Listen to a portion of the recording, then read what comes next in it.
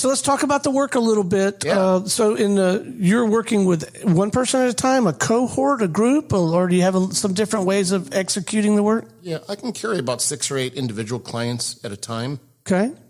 We meet kind of every other week, but there's a lot of work that happens in between for both of us. Sure. For both me and the person I'm coaching. Right. I like group stuff, especially for emerging leaders. You get 4 or 5 guys and gals together in a room, and then you kind of set the stage and you watch what happens with them.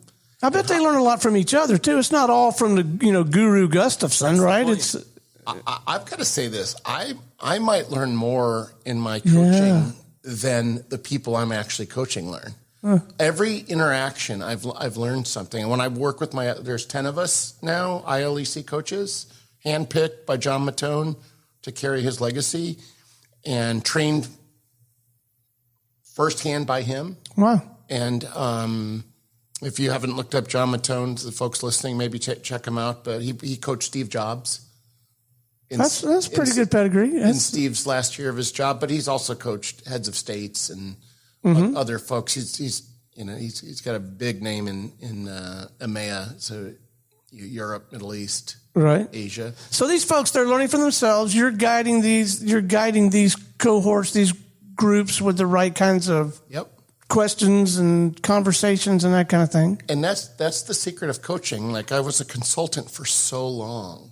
Where you come in, you fix a problem, you lay down the PowerPoint, and you get your check and you walk out, right? And so that's not like this. This is getting other people to do the work and guiding them. Right. So I have work to do as a coach on the backside, but really it's about putting the work back on these folks and having them look in the mirror.